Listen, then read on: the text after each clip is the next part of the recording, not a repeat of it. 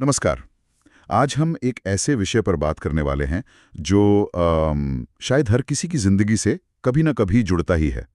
भारत में वसीयत यानी विल और उत्तराधिकार सक्सेशन, इनके कानून। हाँ बिल्कुल, काफी अहम विषय है ये। हमारे पास इस पर कुछ कानूनी लेख और नोट्स हैं और कोशिश रहेगी कि इनमें से सबसे काम की बातें निकालकर मतलब आसान भाषा में समझी जाएं। जी, मकसद यही है कि ये जो जटिल कानूनी भाषा है उसे थोड़ा सरल बनाया जाए। हाँ, मतलब वसीयत आखिर है क्या चीज़, कौन बना सकता है इसे, क्या इसका रजिस्ट्रेशन ज़रूरी है, और वो सबसे बड़ा सवाल, अगर वसीयत नहीं है तो फिर संपत्ति का क्या होता है। और अलग-अलग धर्मों के लिए नियम भी तो अलग हैं, उन पर भी बात करेंगे। हाँ, बिल्कुल।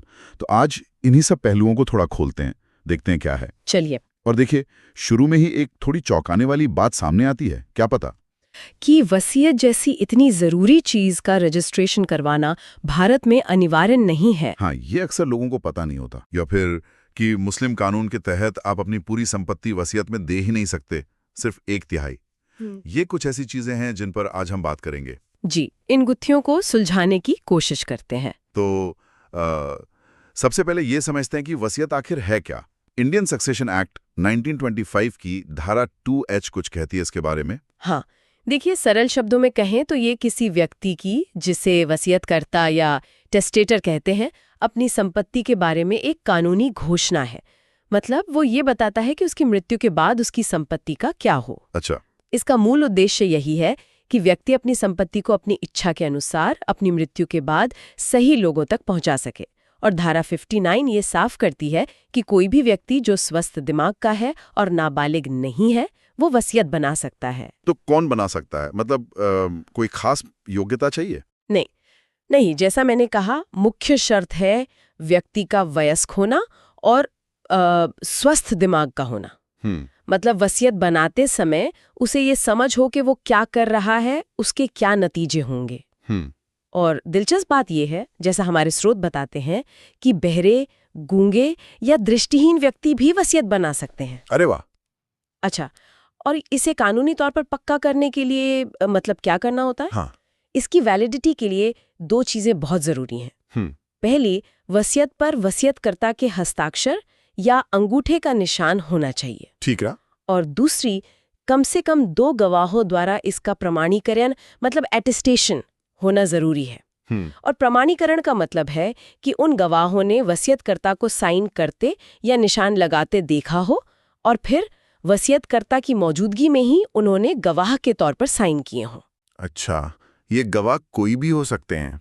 हाँ, बस वो लाभार्थी नहीं होने चाहिए, मतलब जिन्हें वसीयत से कुछ मिल रहा हो, वरना हितों का टकराव हो सकता है। समझ गया। अब आते हैं उस बात पर जिसने मुझे शुरू में चौंकाया था, रजिस्ट्रेशन। इतना जरूरी दस्तावेज पर रजिस्ट्रेशन अनिवार्य नहीं, ये थोड़ा अजीब है। हाँ, बिल्कुल, ये वाकई कई लोगों को अजीब लगता है, पर इंडियन सक्सेशन एक्ट 1925 और रजिस्ट्रेशन एक्ट 1908 दोनों ही इस साफ कहते हैं कि वसीयत का रजिस्ट्रेशन मैंडेटरी नहीं है। आप बिना रजिस्टर करवाए भी एक वैध वसीयत बना सकते हैं। और अगर कोई अपनी वसीयत बदलना चाहे, मतलब जिंदगी में ख्याल तो बदल ही जाते हैं। बिल्कुल बदल सकते हैं। एक व्यक्ति अपनी जिंदगी में कितनी भी बार वसीयत बना सकता है, उसे बदल सकता है। कानून ये कहता है कि मृत्यु के समय जो सबसे आखिरी वैध वसीयत होगी वही मानी जाएगी। तो पुरानी वाली का क्या? पुरानी वाली अपने आप रद्द मानी जाती हैं अगर नई वसीयत में साफ लिखा हो कि पुरानी रद्द है या फिर नई वसीयत के प्रावधान पुरानी से अलग हो। लेकिन अगर रजिस्ट्रेशन अनिवार्य नहीं है तो फिर लोग करवाते क्यों हैं? कोई फायदा है इसका? फायदे हैं, जरूर हैं। इसीलिए रजिस्ट्रेशन एक्ट में इसे रजिस्टर कराने का विकल्प दिया गया है। देखिए, रजिस्ट्रेशन से वसीयत को एक तरह की सुरक्षा मिलती है। सुरक्षा कैसे? एक तो रजिस्ट्रार ऑफिस में उसकी कॉपी सुरक्षित रहती है, तो उसके खोने या जलने या उसके साथ कोई छेड़छाड़ होने का खतरा कम हो जाता है। दूसरा, ये उसकी प्रामाणिकता को भी थोड़ा बल देता है, खासकर अगर बाद में कोई झगड़ा हो। तो सलाह यही दी जाती है कि अगर आपने एक वसीयत रजिस्टर करवाई है और बाद में कोई नई बनाते हैं तो उसे भी रजिस्टर करवा लें, ताकि आपकी आखिरी इच्छा क्या है वो साफ रहे। और अगर किसी रजिस्टर्ड वसीयत को रद्द करना हो तो उस रद्दीकरण दस्तावेज को भी रजिस्टर करवा लेना बेहतर है। अच्छा, और क्या वसीयत में छोटे मोटे बदलाव करने का भी कोई तरीका है, मतलब पूरी वसीयत बदले बिना? हाँ ना, उसके लिए कॉडिसल का प्रावधान है। ये इंडियन सक्सेशन एक्ट की धारा 71 में है।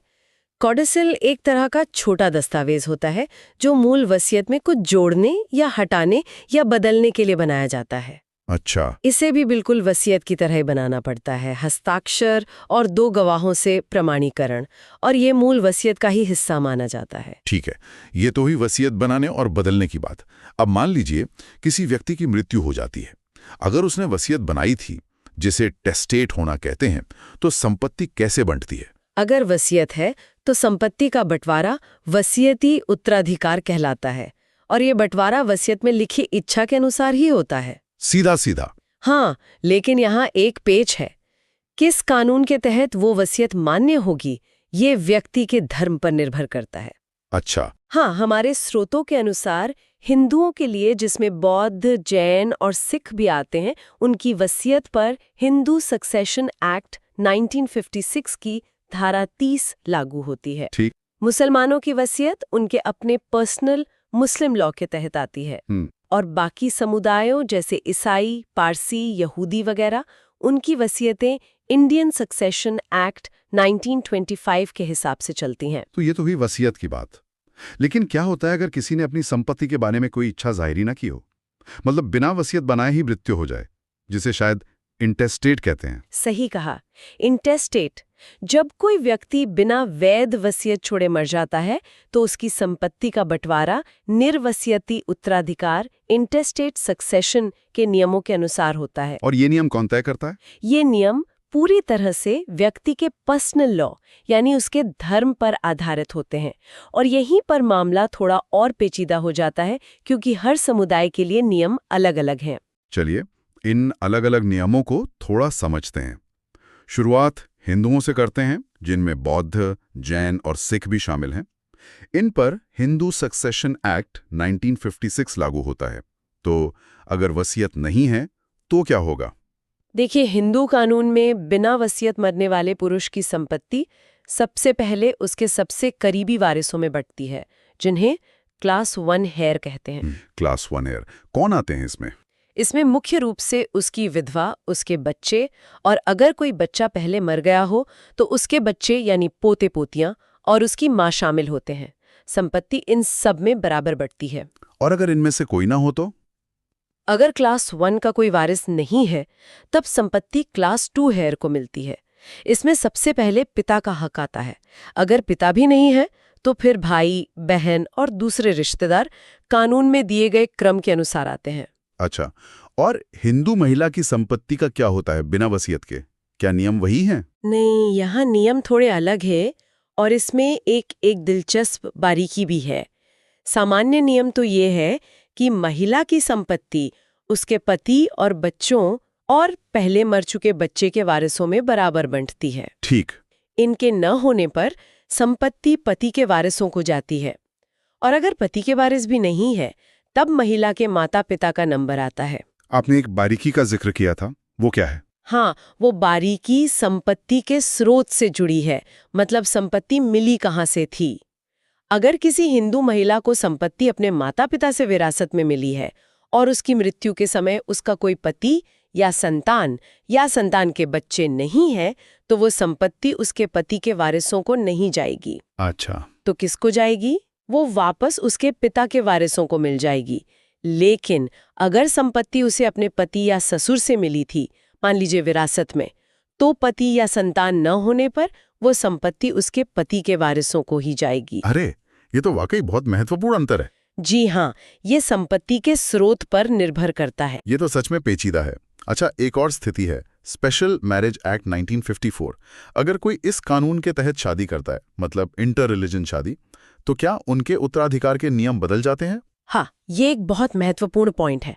स्पेशल मैरिज एक्ट की धारा 21 कहती है कि सामान्य तौर पर इस एक्ट के तहत शादी करने वाले व्यक्ति की संपत्ति का उत्तराधिकार अगर वसीयत नहीं है तो इंडियन सक्सेशन एक्ट 1925 के अनुसार होगा, उनके अपने धार्मिक कानूनों के अनुसार नहीं। यानी उनका पर्सनल लॉ लागू नहीं होगा? सामान्यतः नहीं, लेकिन इसमें एक महत्वपूर्ण अपवाद है। अच्छा, वो क्या? अपवाद ये है, जैसा कि स्रोत बताते हैं, कि अगर दो ऐसे व्यक्ति जो हिंदू, बौद्ध, सिख या जैन हैं आपस में स्पेशल मैरिज एक्ट के तहत शादी करते हैं तो उनकी संपत्ति का उत्तराधिकार हिंदू सक्सेशन एक्ट के अनुसार ही होगा, इंडियन सक्सेशन एक्ट के अनुसार नहीं। मतलब अगर दो हिंदू इस स्पेशल एक्ट के तहत शादी करते हैं तो भी उन पर उत्तराधिकार के लिए हिंदू कानून ही लागू रहेगा। बिल्कुल सही, ये ध्यान रखने वाली बात है। अब मुसलमानों की बात करते हैं। अगर कोई मुसलमान बिना वसीयत के मर जाता है तो उनकी संपत्ति कैसे बढ़ती है? मुस्लिम समुदाय में चाहे पुरुष हो या महिला, संपत्ति का बंटवारा उनके व्यक्तिगत मुस्लिम कानून यानी शरीयत के अनुसार होता है। इसमें शिया और सुन्नी कानूनों में हिस्से थोड़े अलग हो सकते हैं, लेकिन आधार पर्सनल लॉ ही रहता है। और यहाँ भी वो स्पेशल मैरिज एक्ट वाला? हाँ, यहाँ भी वही बात लागू होती है। अगर किसी मुसलमान ने स्पेशल मैरिज एक्ट के तहत शादी की है तो उसकी संपत्ति का बंटवारा इंडियन सक्सेशन एक्ट 1925 के तहत होगा, मुस्लिम पर्सनल लॉ के अनुसार नहीं। समझ गया। और बाकी सब समुदाय मतलब हिंदू, मुस्लिम, सिख, बौद्ध, जैन, पारसी के अलावा? इन सभी समुदायों के लोगों के लिए या जिनका कोई अपना पर्सनल धार्मिक उत्तराधिकार कानून नहीं है, उनकी संपत्ति का बंटवारा इंडियन सक्सेशन एक्ट 1925 के प्रावधानों के अनुसार ही होता है। ये एक्ट एक तरह से बाकी सबके लिए डिफॉल्ट कानून है। ठीक है, ये तो हुए उत्तराधिकार के नियम। अब वापस वसीयत पर आते हैं। किस तरह की संपत्ति वसीयत में दी जा सकती है? क्या हर चीज, मतलब जो भी मेरे पास है, मैं वसीयत में दे सकता हूँ? देखिए, मुख्य रूप से व्यक्ति अपनी स्व अर्जित मतलब सेल्फ अक्वायर्ड संपत्ति की वसीयत कर सकता है जो उसने खुद कमाई हो। इसके अलावा अगर उसे कोई संपत्ति विरासत में या गिफ्ट में मिली है और उस पर उसका पूरा हक है तो उसकी भी वसीयत की जा सकती है। और एक दिलचस्प बात यह भी है, जैसा हमारे नोट्स में है, कि हिंदू अविभाजित परिवार यानी HOF का सदस्य भी HOF की संपत्ति में जो उसका हिस्सा बनता है उसकी वसीयत कर सकता है।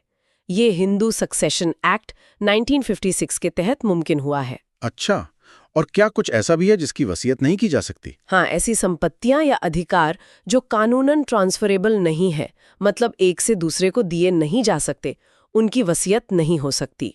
स्रोत में एक उदाहरण दिया गया है, किराएदारी अधिकार यानी टेनेंसी राइट्स। किराएदार का हक? हाँ, ये आमतौर पर व्यक्तिगत होते हैं और इन्हें वसीयत के जरिए किसी और को नहीं दिया जा सकता। इसी तरह भविष्य में मिलने वाली कोई संभावित संपत्ति, उसकी वसीयत भी आमतौर पर वैध नहीं मानी जाती। ठीक है, हमने शुरू में मुस्लिम कानून में वसीयत पर एक सीमा की बात की थी, वो क्या थी? फिर से बताएंगे? हाँ, ये मुस्लिम वसीयत कानून का एक बहुत ही खास और महत्वपूर्ण पहलू है। मुस्लिम कानून के तहत कोई भी व्यक्ति अपनी कुल संपत्ति का केवल 1/3 मतलब 1/3 हिस्सा ही वसीयत के जरिए ऐसे लोगों को दे सकता है जो उसके कानूनी वारिस नहीं है। सिर्फ 1/3? बाकी 2/3 का क्या होता है? बाकी 2/3 हिस्सा उसके कानूनी वारिसों में ही बटेगा, जो शरिया के अनुसार तय होते हैं उनके निर्धारित हिस्सों के हिसाब से। वसीयत से इस हिस्से को बदला नहीं जा सकता। सिर्फ 1/3? क्या इसका कोई अपवाद है? एक अपवाद है। अगर मृतक के सभी कानूनी वारिस उसकी मृत्यु के बाद इस बात पे राजी हो जाएं कि हाँ, वसीयतकर्ता 1/3 से ज्यादा संपत्ति वसीयत में दे सकता था, तो ऐसी वसीयत वैध हो जाती है।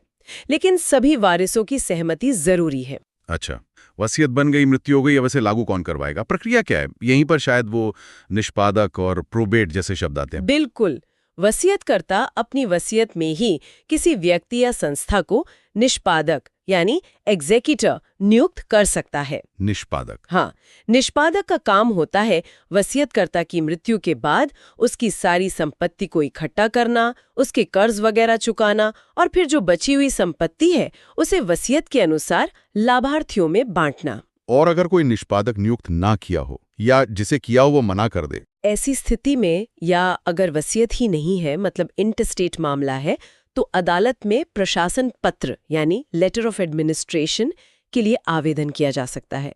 फिर अदालत किसी सही व्यक्ति को प्रशासक यानी एडमिनिस्ट्रेटर नियुक्त कर सकती है, जो संपत्ति का प्रबंधन और बंटवारा कानून के हिसाब से करेगा। और प्रोबेट ये क्या वाला है? प्रोबेट अनिवार्य रूप से अदालत द्वारा जारी किया गया एक सर्टिफिकेट है। ये इस बात का सबूत है कि वसीयत असली है और वैध है। अच्छा। यह निष्पादक को वसीयत के अनुसार संपत्ति का प्रशासन करने का कानूनी अधिकार देता है। स्रोत बताते हैं कि प्रोबेट 3 बातों का पक्का सबूत माना जाता है। 1, वसीयत सही तरीके से बनी है। 2, उसमें लिखी बातें वैध हैं, और 3 लाभार्थी वही हैं जिनका जिक्र है। और हाँ, प्रोबेट सिर्फ निष्पादक को ही मिल सकता है। तो क्या हर वसीयत के लिए प्रोबेट लेना अनिवार्य है, जैसे रजिस्ट्रेशन अनिवार्य नहीं था? प्रोबेट भी हमेशा अनिवार्य नहीं होता। नियम थोड़े पेचीदा है, लेकिन मोटे तौर पर समझे तो कलकत्ता, मद्रास और बॉम्बे, अब मुंबई, शहरों की सीमाओं के अंदर बनी वसीयतों के लिए या इन शहरों के बाहर बनी लेकिन इन शहरों में स्थित अचल संपत्ति से जुड़ी वसीयतों के लिए प्रोबेट लेना अनिवार्य होता है। और बाकी मामलों में? इनके अलावा बाकी मामलों में, खासकर अगर संपत्ति इन मुख्य शहरों के बाहर है, तो प्रोबेट लेना कानूनन अनिवार्य नहीं है। हालांकि होता यह है कि व्यवहार में कई बार बैंक या प्रॉपर्टी ट्रांसफर करने वाले अधिकारी प्रोबेट मांग लेते हैं, भले ही कानूनन जरूरी ना हो। ऐसा भविष्य के झगड़ों से बचने के लिए किया जाता है। समझ गया। अच्छा, एक और सवाल। अगर वसीयत में किसी लाभार्थी का नाम लिखा है, लेकिन वसीयत करने वाले की मृत्यु से पहले ही उस लाभार्थी की मृत्यु हो जाए, तो वो हिस्सा किसको मिलेगा? क्या वो बेकार चला जाता है? नहीं, आमतौर पर ऐसा नहीं होता। अगर वसीयत में लिखा लाभार्थी वसीयतकर्ता से पहले मर जाता है, तो वो हिस्सा जो उसे मिलना था वो लैप्स नहीं होता, मतलब बेकार नहीं जाता। इंडियन सक्सेशन एक्ट के नियमों के अनुसार वो हिस्सा उस मरे हुए लाभार्थी के कानूनी वारिसों को मिल जाता है। अच्छा? हाँ, जब तक कि वसीयत में ही इस स्थिति के लिए कुछ और ना लिखा हो। ठीक है। एक और पहलू है धार्मिक या चैरिटेबल दान। क्या वसीयत के जरिए ऐसे दान दिए जा सकते हैं? हाँ, बिल्कुल दिए जा सकते हैं, लेकिन इंडियन सक्सेशन एक्ट की धारा 118 इस पर कुछ शर्तें लगाती है। क्या शर्तें? ये धारा कहती है कि अगर किसी व्यक्ति का कोई नज़दीकी रिश्तेदार, जैसे भतीजा, भतीजी या कानून में बताए गए कुछ और करीबी रिश्तेदार जीवित है, तो वो व्यक्ति अपनी संपत्ति धार्मिक या चैरिटेबल कामों के लिए तभी वसीयत कर सकता है जब 2 शर्तें पूरी हों। एक, वसीयत उसकी मृत्यु से कम 12 महीने पहले बनाई गई हो। 12 महीने? काफी पहले। हाँ, और दूसरी शर्त कि वसीयत बनने के 6 महीने के अंदर उसे कानून के मुताबिक कहीं सुरक्षित जमा करा दिया गया हो। ये तो काफी सख्त शर्तें हैं। क्या ये नियम सब पर लागू होता है? नहीं, और यही सबसे महत्वपूर्ण बात है। स्रोत साफ करते हैं कि ये धारा 118 हिंदुओं, बौद्धों, सिखों और जैनियों पर लागू नहीं होती है। अच्छा, तो मतलब ये कि इन समुदायों के लोग बिना इन शर्तों के, यानी अपनी मृत्यु से कुछ समय पहले भी अपनी संपत्ति धार्मिक या चैरिटेबल कामों के लिए वसीयत कर सकते हैं। उन पर ये 12 महीने वाली शर्त लागू नहीं होती। ये बहुत जरूरी जानकारी है। तो हमने आज भारत में वसीयत और उत्तराधिकार से जुड़े कई अहम पहलुओं को समझा। ये साफ है कि ये कानून काफी फैले हुए हैं और व्यक्ति के धर्म, शादी के प्रकार, संपत्ति कहाँ से आई, इन सब बातों पर बहुत कुछ निर्भर करता है। बिल्कुल। सबसे बड़ी बात जो निकल कर आती है वो ये है कि अपनी इच्छा के अनुसार संपत्ति का बंटवारा पक्का करने के लिए वसीयत बनाना एक अहम कदम है, भले ही उसका रजिस्ट्रेशन अनिवार्य ना हो। हाँ। और वहीं अगर वसीयत नहीं है तो कानून अपना काम करता है, जो पर्सनल लॉ पर आधारित है। मुस्लिम कानून में वो 1/3 की सीमा, हिंदू महिला की संपत्ति के बंटवारे में वो स्रोत का महत्व या फिर स्पेशल मैरिज एक्ट का असर, ये सब ऐसी बारीकियां हैं जिनकी जानकारी होना बहुत जरूरी है। उम्मीद है इस बातचीत से इस थोड़े उलझे हुए विषय की तस्वीर कुछ साफ हुई होगी और कुछ नई और काम की बातें पता चली होंगी। हाँ, और आखिर में एक विचार छोड़ जाते हैं जिस पर सोचा जा सकता है।